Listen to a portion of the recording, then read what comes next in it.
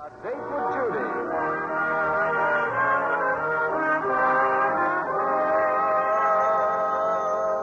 Hello? Hello, Judy. This is Oogie. I have something very important to ask you. Well, go right ahead, Oogie. Oh, I was wondering. That is, I was desirous of knowing if you'd About what, Oogie? if you'd go steady with me. Why, Oogie, I just love to. My goodness, you would? Of course. I can go steady with you the whole first week in February.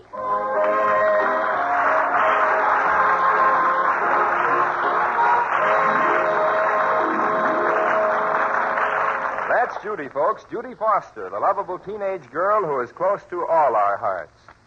Well, it's evening at the Foster's house, and Judy and her friend Mitzi are discussing life.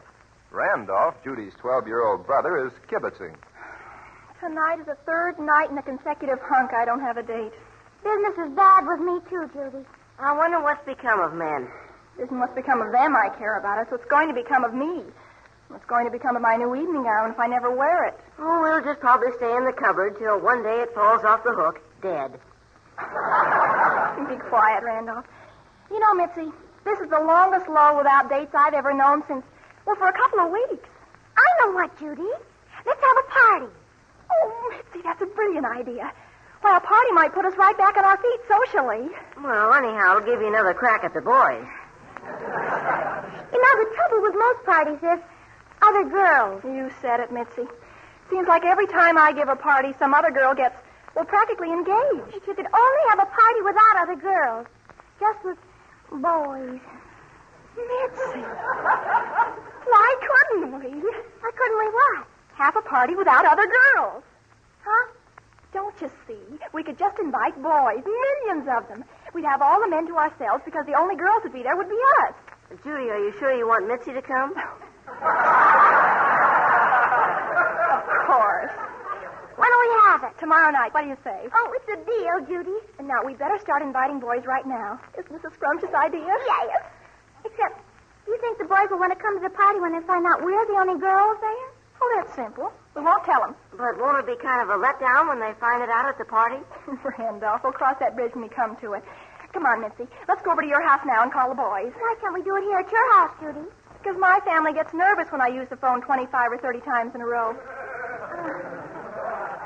So does mine.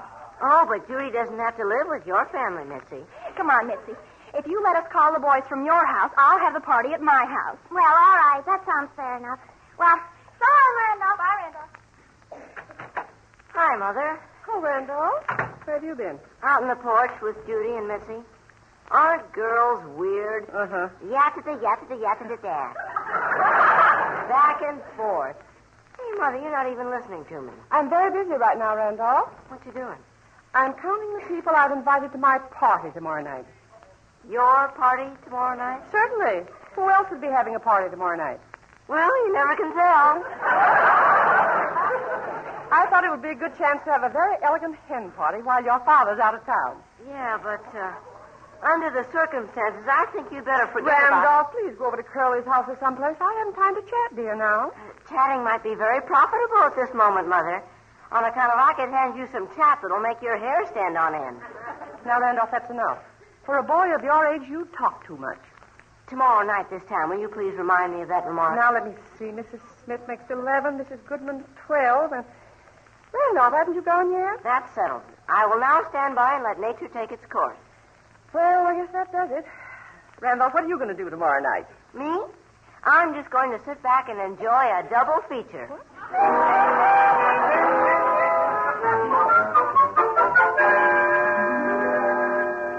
Judy, dear, come here a minute.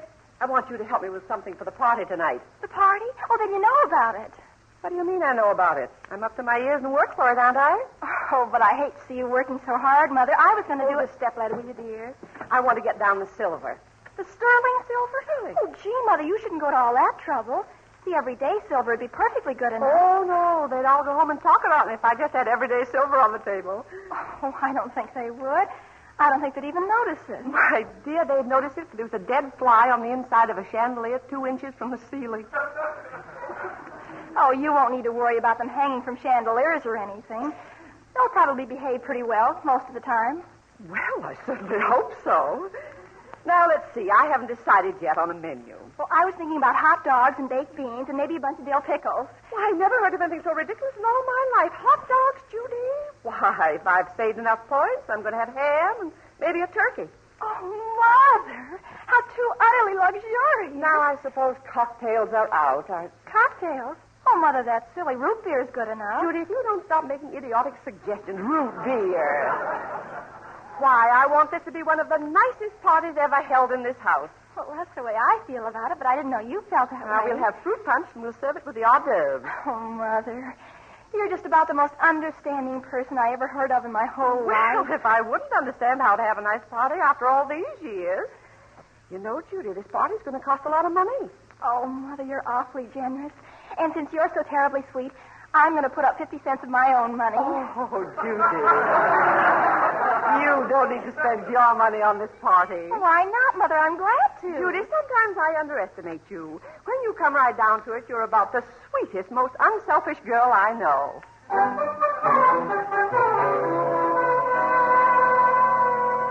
Mr. Leslie, this is Mrs. Foster. Would it be possible to order some ice cream for a party this evening? Oh. I see. Half ice cream and half sherbet, huh? Well, I'll be very glad to get it, Mr. Leslie.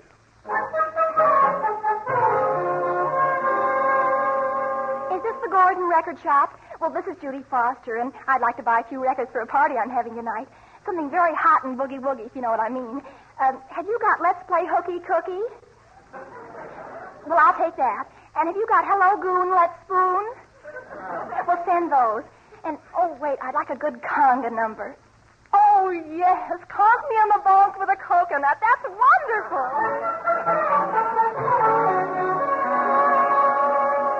Is this Mr. Mayworm? Well, this is Mrs. Foster. Yes, I'm having a party tonight, and in thinking about entertainment, I wondered if you could come and play your lovely harp for the ladies. You can? Oh, Mr. Mayworm, that will be wonderful.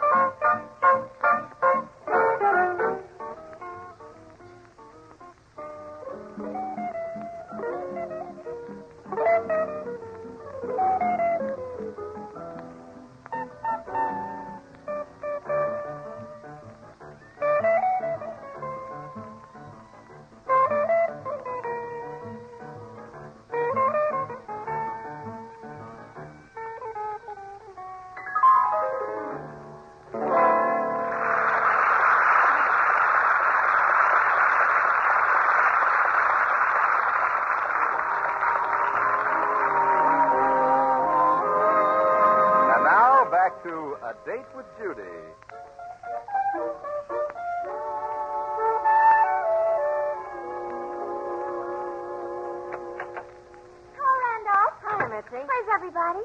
Well, Judy's upstairs dunking her loveliness in the bathtub. Mother's just finished dunking hers. Me, I'm just hanging around. This is going to be quite a night. Well, I think I'll go upstairs and hurry Judy along. Oh, gee, I guess somebody's coming already. Here, I'll go. How do you do, young man? Now, if you just hold the door open, I'll bring my harp in.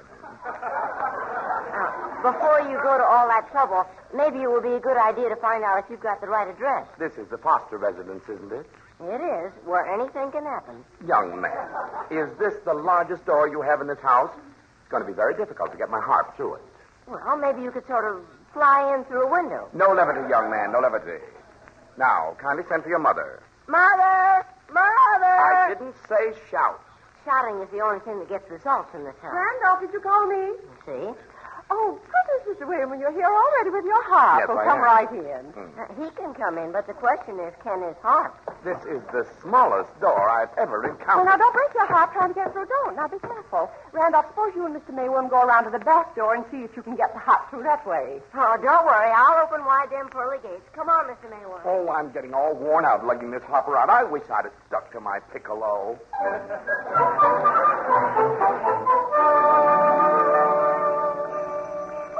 Goodness, somebody's here already, and I haven't got the punch made. Hello, Dora. Melvin. New perfume, huh? Glad to see your old husband? Well, I certainly am, dear. I didn't expect you home till the first of the week. Well, I got a nice surprise for you, dear. This is Mrs. Miller. How do you do, Mrs. Foster? How do you do? I stopped off with the Millers in Cleveland to talk a little business, and I talked Mrs. Miller into spending a few days with us as a house guest. Well, how lovely. Isn't that grand? I knew you'd be tickled to death. I've talked to Dora so much about you, Mrs. Miller. You and your charming husband. Haven't I, Dora? Oh, you certainly have. Goodness, and to think I'm having a party this evening. A party? Yes, a hen party. Just paying off some of my obligations, you know, Mrs. Miller. I see.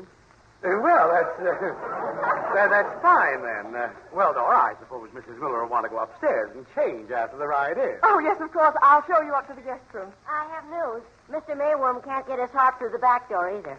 Oh, hello, Father. Oh, son. Oh, Mrs. Miller, I want you to meet my boy, Randolph. How do you do? How do you do? I wonder if Mr. Mayworm should try the side door. I've told Randolph so much about you, Mrs. Miller. Haven't I, Randolph? Huh? Oh, yes. Oh, I should say so. He's been drooling all over the place about you, Mrs. Miller. He certainly has, Mrs. Miller. He's hardly talked about anything else for months. Randolph, suppose you show Mrs. Miller up to the guest room. I'd like to speak to your father a minute. Oh, sure. Right this way, Mrs. Miller. Thank you. Follow me, Mrs. Miller. Goodness sakes, Melvin, who is she? Dora, she is the stiffest, most straight-laced, tight-mouthed woman in the world. That's obvious, but I still ask, who is she? She's W.L. Miller's wife. Who's W.L. Miller? Just one of the biggest smoke-tongue distributors in this country, that's all. Oh, Dora, if I can get his account, I won't have to give my business a thought for a year. Oh. Certainly hope this is going to be a nice, polite party. Dora, I hope you haven't asked your usual friends. What do you mean by that? Now, don't get excited, dear. It's just that I want everything to go smoothly. You've no idea how much influence Mrs. Miller has on her husband. And she's got to go home and tell W.L. she wants him to give me the account. Well, I'll do everything I can, dear. Oh, the guest is in the guest room taking off her duds. Thanks, Randolph. Say, Dora, What, dear?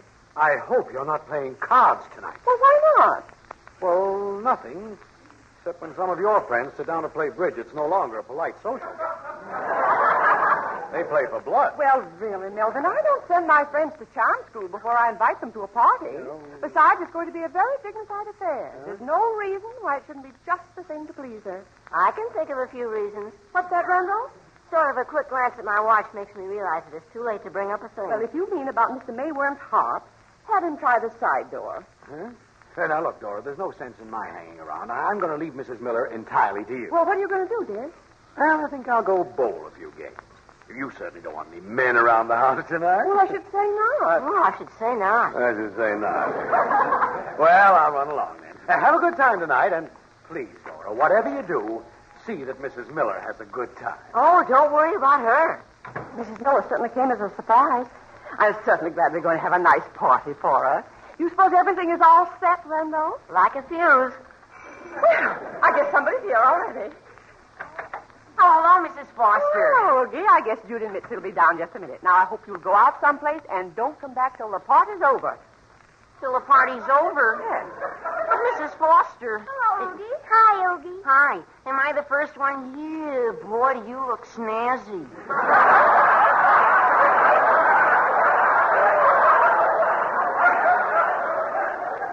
Thank you, Oogie. Oh, everything looks so nice, doesn't it, children? Mr. Mayworm can't get his heart through the side door either, Mother. Oh, for the love of heaven. Well said, Mother. Please, will everybody stop being witty and let me think? Randolph, tell Mr. Mayworm to take his hop up on the porch. Since he can't get the hop inside the house, the ladies will have to go outside to hear him. The ladies, Mother? Certainly. Who do you think I'm having at this party, men? No, but I am. What are you talking about? There are 15 women coming this evening, and... No, there's not. There are 15 boys coming, aren't there, Mitzi? What? Judy's right, Mrs. Foster. See, Oogie's here already, and he's a boy. Aren't you, Oogie? Definitely. Judy, do you mean to say you're having a party tonight? Well, of course. What have we been doing all this work for? For my party. Oh, Mother, you mean a lot of women are coming here tonight? Judy Foster, why do you do these things to me? Now, don't worry, Mother. I could have invited my Boy Scout troop, but I didn't. Mrs. Foster. Mrs. Foster, great news, great news. I've just succeeded in getting my heart through the cellar door. Oh, I'm going out of my mind. Well, blow me down. Visit me. I'll answer. No, I'll go. You better let me do it. I'm neutral. Come right in, one and all. The festivities are just about to begin.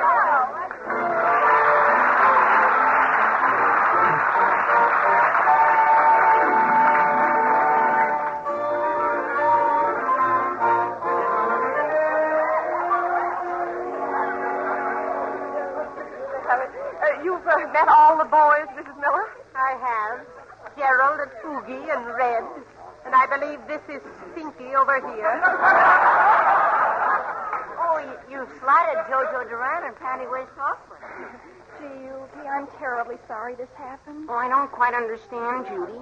All of us boys and all those, well, fairly elderly ladies. It's all the most terrible mess. But how was I to know Mother was having a party tonight? Well, I understand, Judy. I understand about your mother's party. But what I'm talking about is your party. Where's the girls? Well, there's Mitzi and me. 2 girls for 15 men? Well, it was just an idea Mitzi and I had.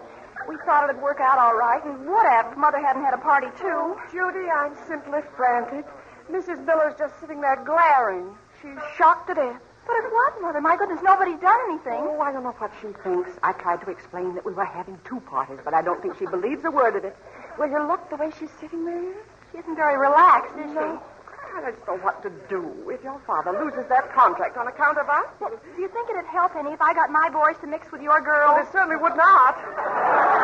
Oh, Judy, I know what I'm going to do. I'm going to get everybody down in the cellar, and we listen to Mr. Mayworm play his harp. In the cellar? Well, he couldn't get his harp in any place else, so we'll just have to go down there.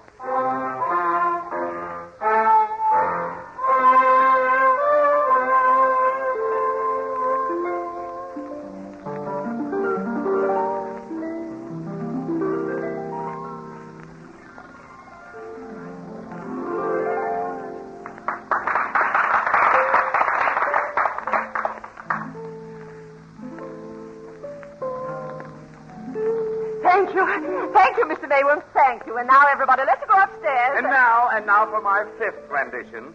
I've chosen a medley of the lesser-known works of Giacomo Meyerbeer. Oh, well, all right, go ahead. Oh, brother. Here we go again. Be quiet, Randolph. You're not supposed to be here at this party anyway. Who is? Gee, boys, I'm terribly sorry about this. This is the hottest jam session I was ever to. I wish he'd jive it up a little. On a harp? I'm terribly sorry. It's all part of the terrible mistake. They're the best-looking girls at this party I ever saw. They're part of the mistake, too. Be quiet, Mitzi. Mr. Mayworm's glaring at us. I'm glaring at him, too. My special favorite number is Mrs. Miller. Look, she's asleep on her double chin.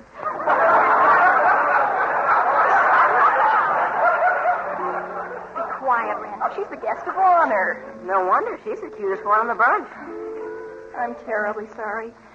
I guess you fellas aren't having a very good time. I'm loving every minute of it. Oh, this is too much. This is too much. I just can't go on. I just can't. Playing in the cellar like this. I'm not used to it. And all this whispering. And now my spring's broken. Oh, what a pity, Mr. Mayworm. Now we won't be able to hear the end of the piece. Well, we'll just have to go upstairs, ladies and everybody, and Mr. Mayworm will have to play for us some other evening. That is debatable. Mother, please come over here a minute. I want to talk to you. As a member of the family, may I be in on this conference? Be quiet, Randolph. Now, what is it, Judy? Well, on account of your women are kind of old for my men, I was wondering, could you take your party in the dining room and let my party dance in the living room? Oh, I don't care what we do anymore. Father's deal's beyond saving anyway. Mrs. Miller's fast asleep anyhow. Are you going to wake her up, Mother, or are you just going to leave her to enjoy herself? I'm going to wake her up. This party's for her, and she's not going to get out of it so easily. Well, come on, everybody. My gang, I mean. We're going upstairs and play conga records. Oh, that's a great idea.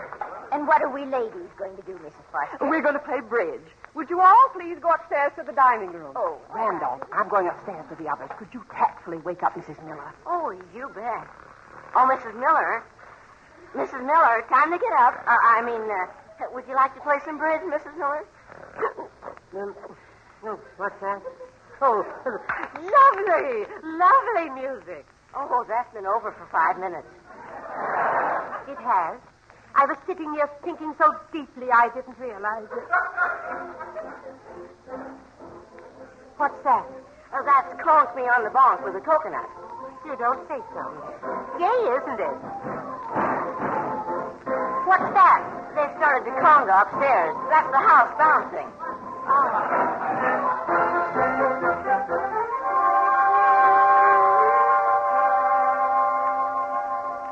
Well, I guess I'll enter that tournament after all. You bowled a swell game, Foster. Not bad, was I? Well, let's get back and bowl another one. Let me get off the hook. Oh, no, I'm sorry, Bill, but I'd better be getting home. Come on, Alf, walk over. Okay, here's your 45 cents. Why a man to go home to his wife when his wife is having a hen party, I'll never know. Oh, this hen party's different, Bill. How can it be different? They cackle the same at all their parties. Not the one that Dora's giving tonight. This is a nice, quiet, dignified one. Well, It has to be. See, we're entertaining the wife of a very important client of mine. And believe me, that old battle axe wouldn't stand for anything noisy. No, sir. My house will be so quiet and peaceful, I bet I'll never even recognize it.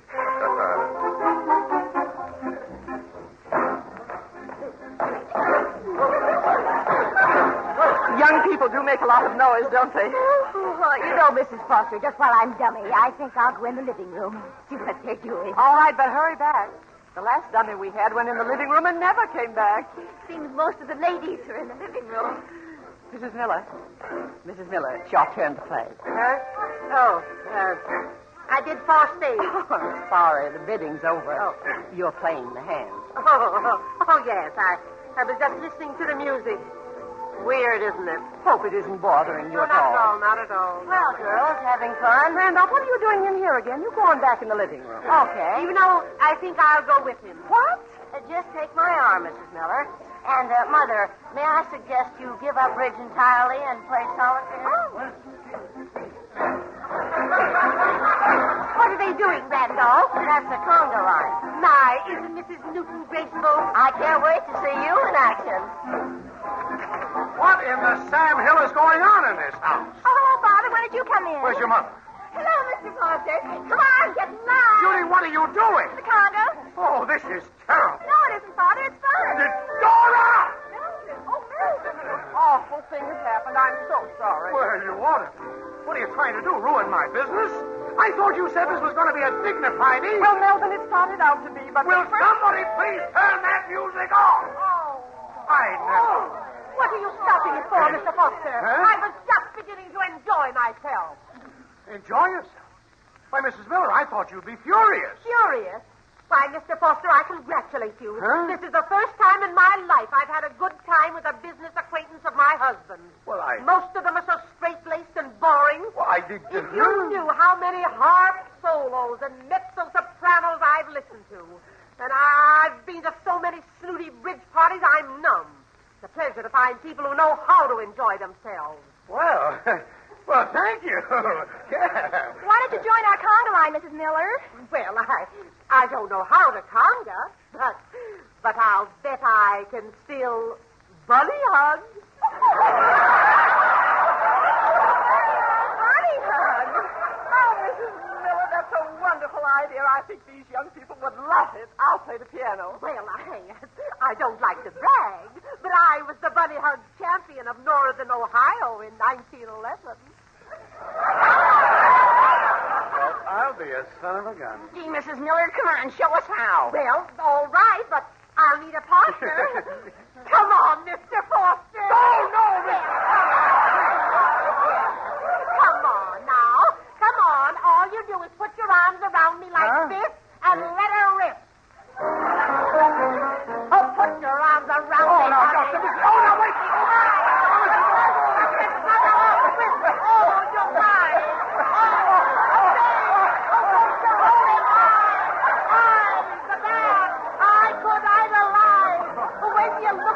My heart beats. Oh, I'm a little rusty. Not so you can know.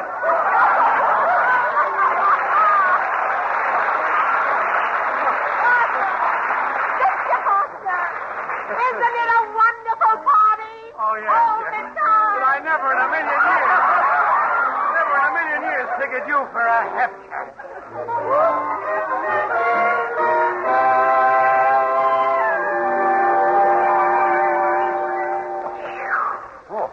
That was some party.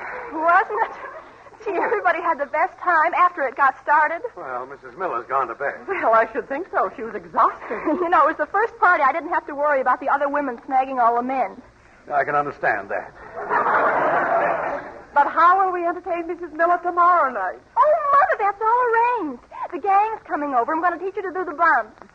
What? Before anybody does anything, there's a job to do in the cellar. Oh, what's wrong, Randall? It's Mr. Mayworm. He got his harp in the cellar all right, but now he can't get it out.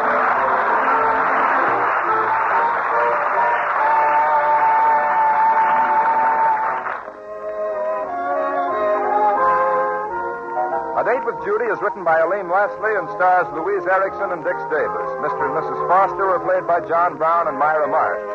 Music was composed by Paul Sawtell and conducted by Konstantin Bakalinikov. The program was produced and directed by Helen Mack.